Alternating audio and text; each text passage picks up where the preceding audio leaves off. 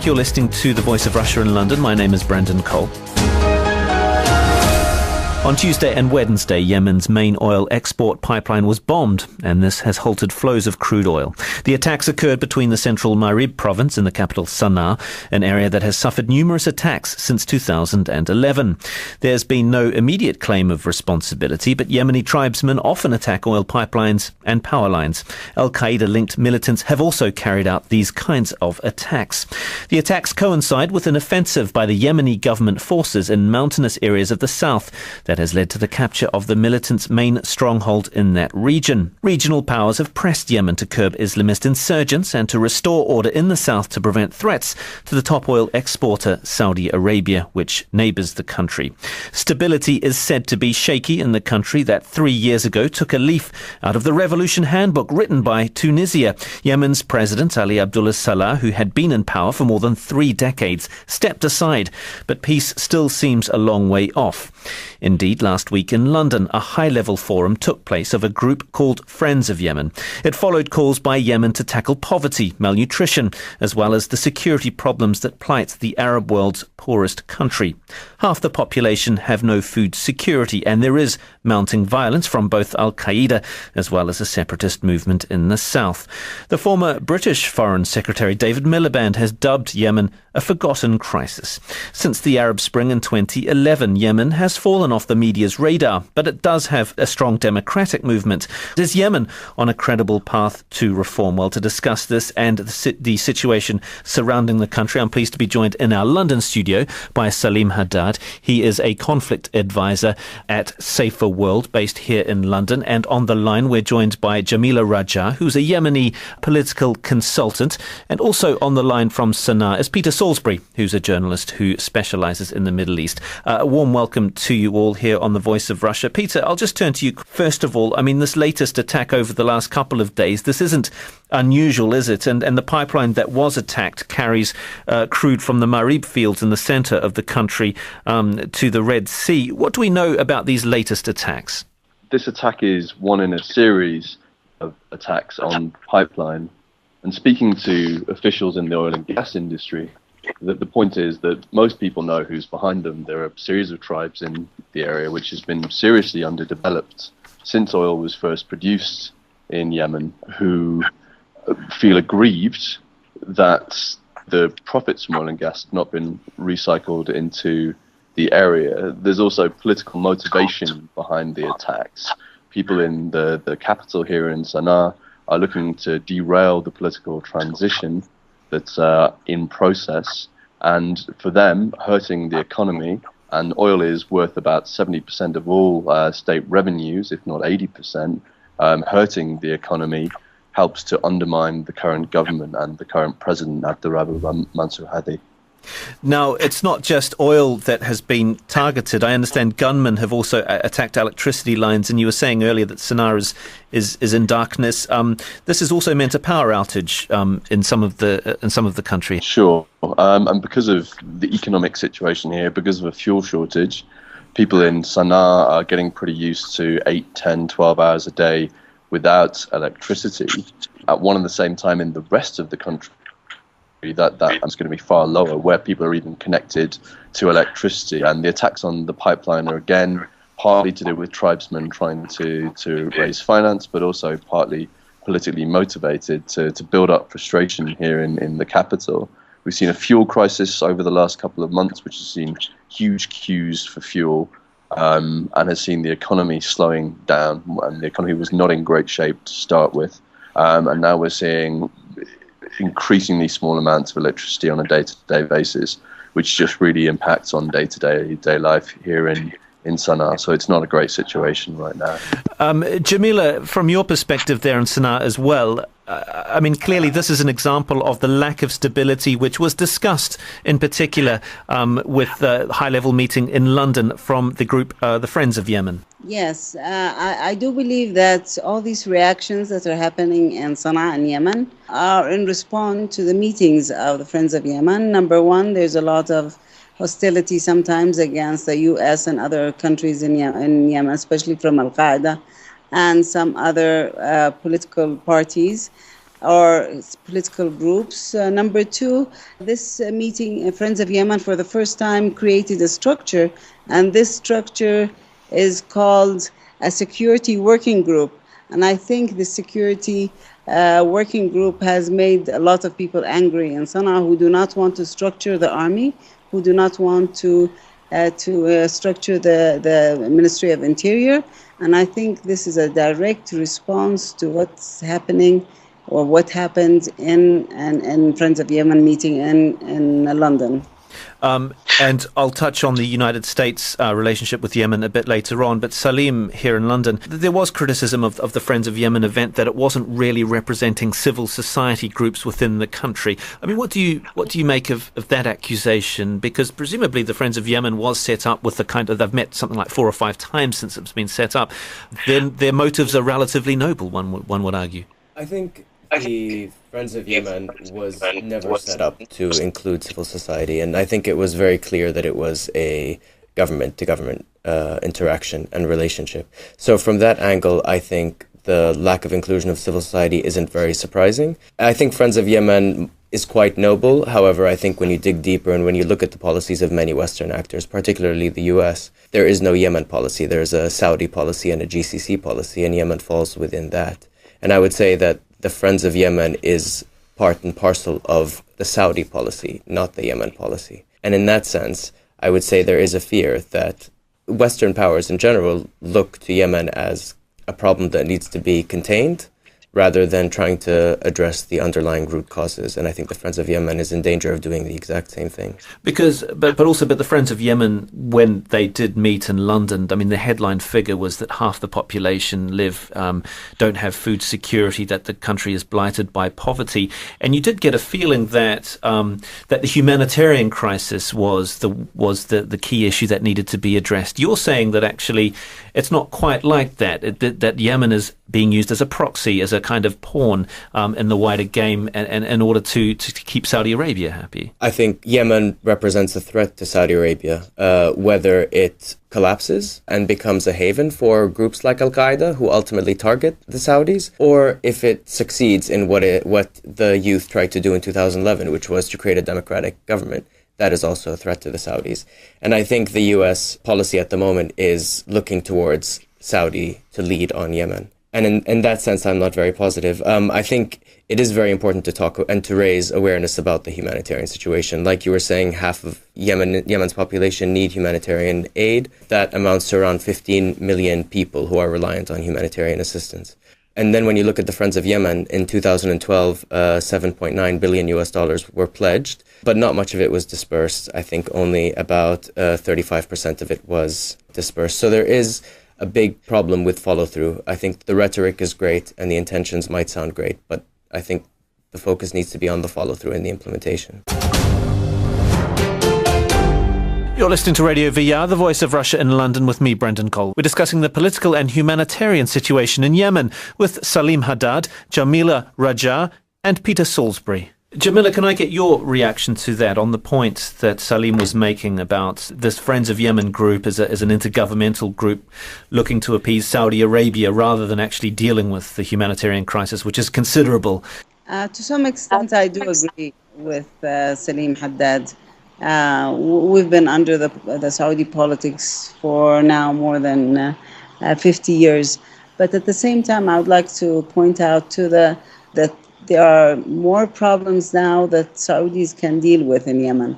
For instance, Saudi Arabia in itself now are going through a changing phase or incapability stage. That's why they're not interfering that much in the Yemeni politics.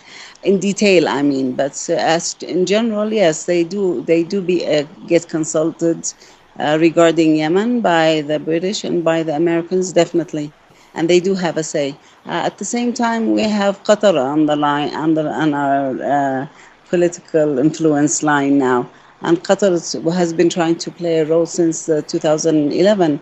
And apparently, lately, after the attack on the Muslim Brotherhood and all the region, Qatar has been a little bit back and to some in Yemen, I mean. But still, there's this combination between, or this linkage between the Muslim Brotherhood and the Salafis in Yemen, which does not maybe show itself as much in other Arab countries, and it's a little bit confusing for the Saudis because they consider that the Salafis belong to them, and the Salafis are partly funded from Saudi Arabia, while the Muslim Brotherhood are funded by Qatar. Definitely, there is a lot of money that has been pledged and has not been dispersed, but at the same time, there is a lack of capacity by the Yemeni side to work on that. I would blame both sides on a lot of delay and a lot of not taking it into achievement and not implementing it since 2006, by the way.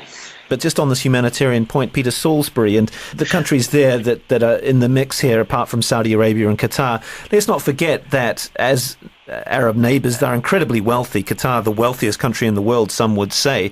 And if we're dealing with a humanitarian crisis and people not having enough food to eat, I mean, from your view, I mean, what kind of pan-Arab fraternity is there to help their neighbours? I think part of the problem with Yemen's humanitarian crisis is that it's linked into a much bigger set of structural issues within its economy.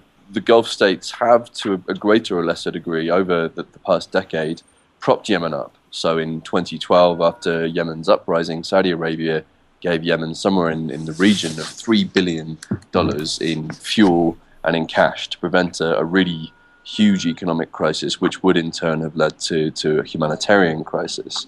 And the problem from the perspective of the Gulf states is that they see very little return for that they have a sense that Yemen is a very corrupt country. It's seen as being one of the most corrupt countries in the world, and that if they give money to the central government, that it will just go to the wealthiest people. And the second part of the problem is that they want to see a return in terms of political capital. And Yemen, since the end of 2011, has been run by a coalition government of the General People's Congress, which is the party of the former president, Ali Saleh, and a coalition of opposition groups, which is led by Islah, the main Islamist party in Yemen. So even if they try and do business with the government in general and give them money, they don't know who they're buying influence from, and they don't know who will be in government in the future. And unfortunately, a lot of the Gulf states tend to see these things quite strategically. And the third problem is that we're talking about states that are in flux. So you look at Saudi Arabia's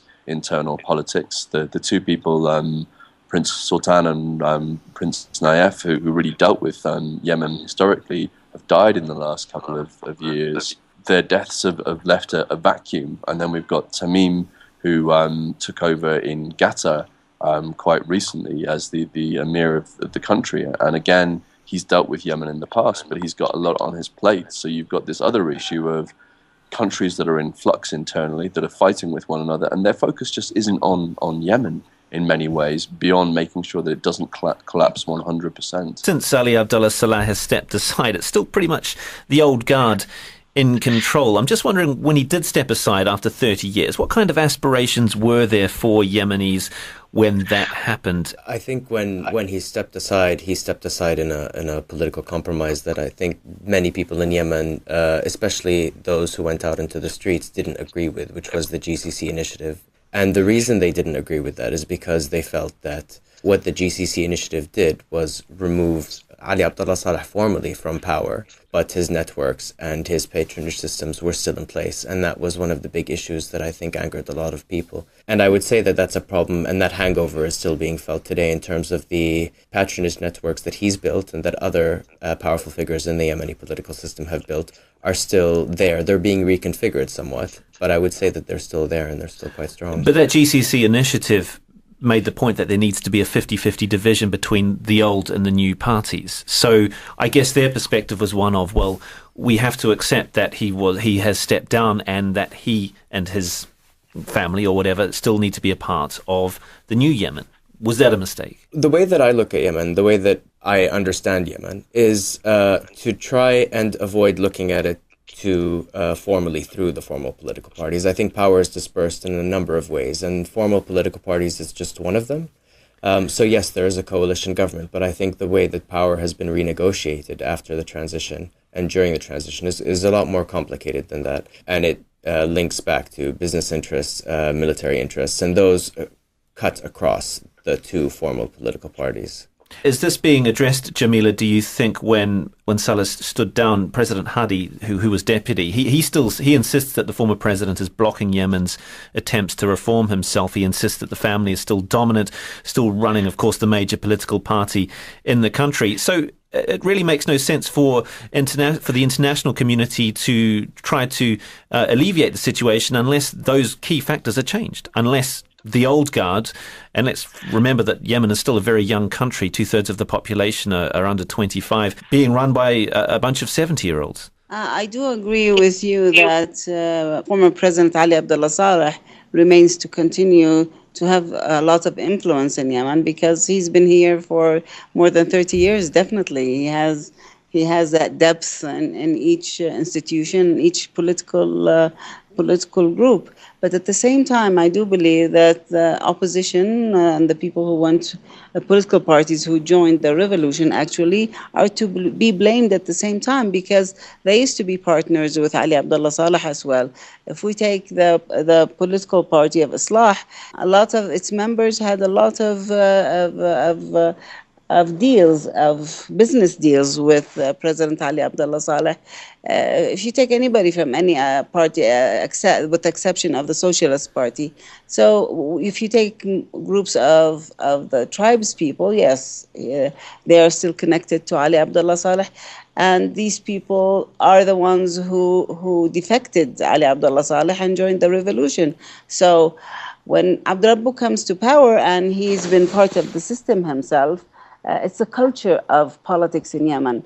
It's not only that if Ali Abdullah Saleh steps down, that we're going to be okay. No, we have a culture that was accumulated through all these years of corruption, of all kinds of political deals that are not supposed to, was hindering the progress of Yemen and progress and the change. So it would be very unfair to expect that Ali Abdullah Saleh would step down and the next moment we will get a better Yemen. Not at all. I do believe even the GCC initiative was a must. Otherwise, situation would have been just like Syria or maybe Egypt or maybe Libya.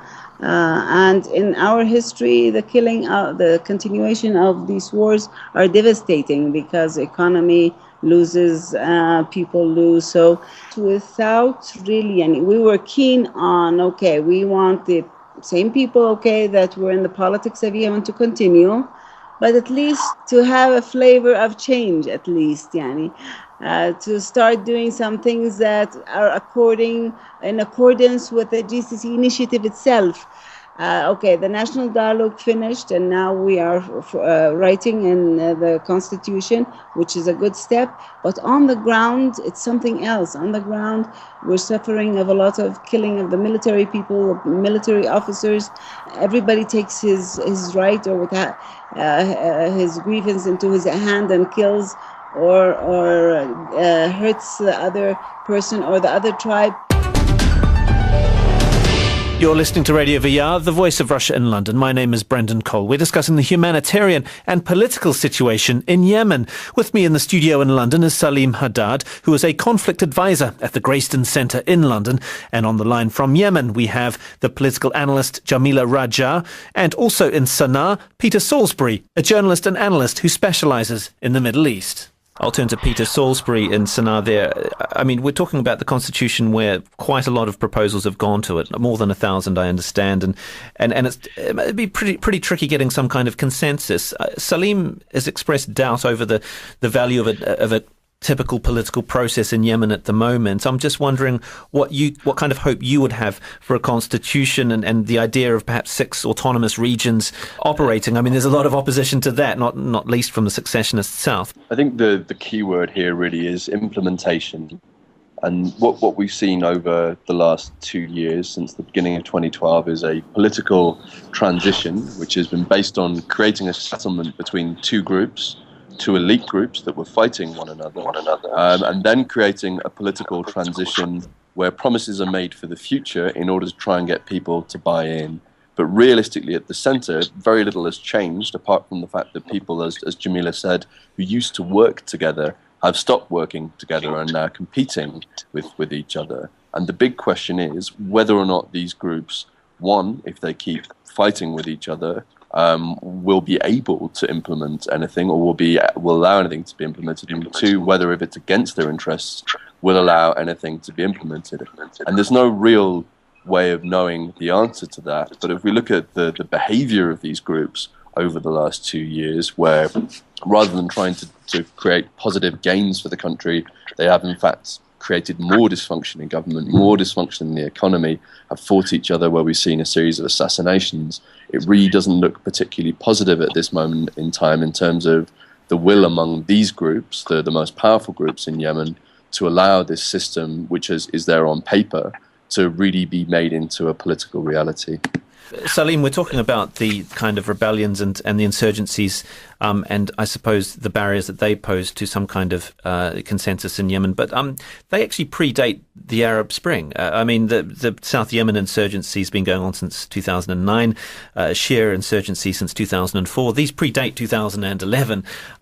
So within the kind of narrative of the Arab Spring, the problems are sectarian, religious, and deep-rooted. I think with both the southern issue and the insurgency in the north, with the Houthi insurgency, I think they're very different in a sense that they've come about from their own unique histories. But I think the collection of grievances that both people in the south and those in the north in Sada feel are very much part and parcel of this political system that people went out into the streets against in 2011. So I don't see the protests in Yemen as having started out of nowhere on the back of the protests in Tunis and Egypt in 2011. They were part of a long process of negotiation and struggle in different formats. And so parts of it took the form of the Southern movement, especially in the South, where they have historical grievances to do with the unity of the country. And then in the North, there are more specific reasons related to education, local governance issues, and yes, to some degree, religious and sectarian issues. And when the US State Department says that corruption is more endemic today than it was before 2011, your point, if I take it right, is that the US is to blame for part of that. They've allowed this to fester, and perhaps Washington isn't in a position to criticize corruption in Yemen when they're part of the problem in the first place. I mean, it's a bit too early for me to say what the US relationship with Yemen after 2011 is, and maybe Jamila or Peter might be able to say something about that. But before 2011, and especially after 2000 and 2001, the US did contribute to financing corrupt systems, including Saleh and his sons, through the support that they provided to the military, to the security sector more broadly. As with a lot of actors, they did play a part. I think it would be a bit naive to blame the US for it all, but I think they definitely played a part in it. I think that mainly what the U.S. is interested about in Yemen is combating terrorism. That's the number one in its agenda. And I think that was one of the main problems that was there in Yemen and will continue to be there in Yemen, will continue to be here in Yemen. Americans and the British now are the two countries that are supporting Yemen in regard to military and security. But they have now established this new security group, as I said before, structured as Friends of Yemen and approved as Friends of Yemen. And this security working group is supposed to monitor all the money that comes from the U.S. and the British and any other country in regarding to these military and security, and to make sure that this money goes to its destination, its right destination. Number two, that it's transparent.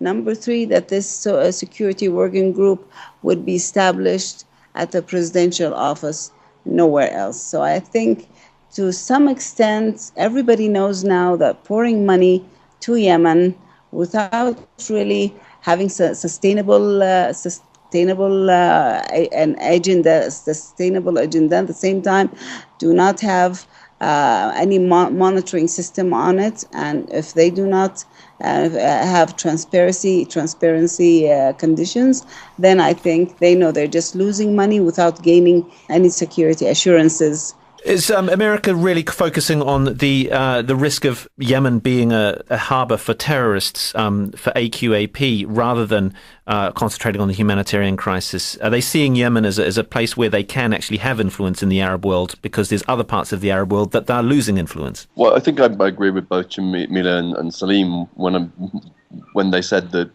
the importance in Yemen, there's going to be no geopolitical gain from having influence in Yemen beyond maintaining stability. But maintaining stability is a product of the anti-terrorism campaign rather than something separate to it. So since 2001, the Americans have claimed to take a holistic approach to combating terrorism and maintaining security in the region, which has been first and foremost about ending the threat of Al-Qaeda, but also creating a context in which Al-Qaeda are less capable of working. So a country in which the government doesn't provide services, doesn't provide security, doesn't provide pretty much anything on a day-to-day basis, where the economy is in decline, and where a group like Al-Qaeda, but also like the Houthis, also like Iraq, the southern separatists, can provide some of these things, or can work on the basis of people's grievances, the fact that people are angry that the government doesn't provide these things for them. That's a context in which the Americans and other Western countries think that Al-Qaeda in particular can thrive. And the point at the moment, when you look at the humanitarian situation, attempts to stabilize the country, and why there is as much focus internationally as there is on Yemen, it's really to do with this question of, one, how to eradicate Al-Qaeda, but also seeing the wider political stability and economic stability piece as being part of that. So I think the two, rhetorically at least in the minds of many people, many Western policymakers, are inseparable issues. But the reality on the ground, as we've seen in Yemen over the last few weeks, where we've seen sort of this US-supported onslaught against Al-Qaeda in the south, while the country teeters on the brink of economic collapse, is that ultimately using hard power against Al-Qaeda will always trump attempts to create in the long term, because it's a much longer term process, economic and political stability in the country. Salim, just quickly, we're running out of time. Can we see Yemen as a country and as part of the Arab Spring narrative, so-called? Are we expecting too much for a fully functioning democratic state to exist in the near future?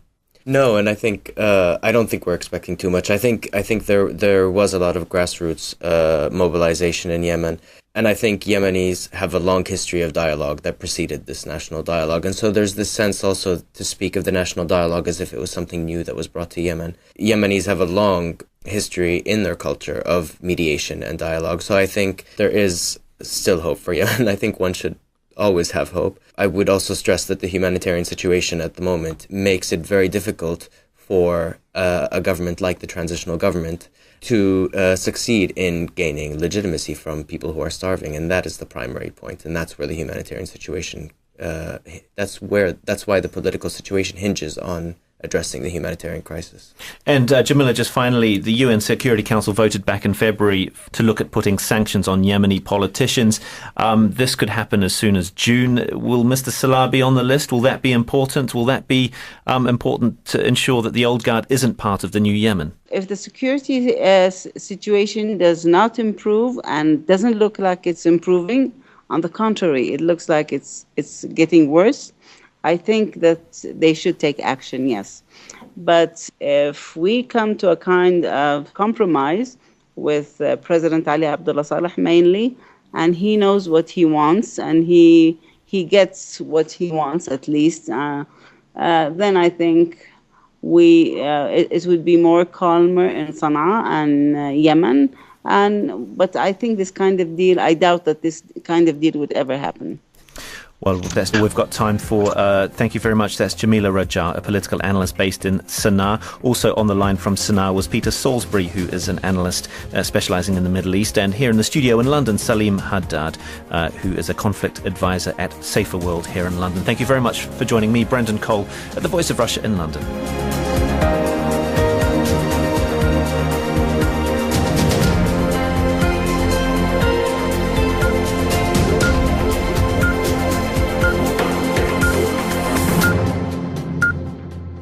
And the attacks on the pipeline are again partly to do with tribesmen trying to raise finance, but also partly politically motivated to build up frustration here in the capital.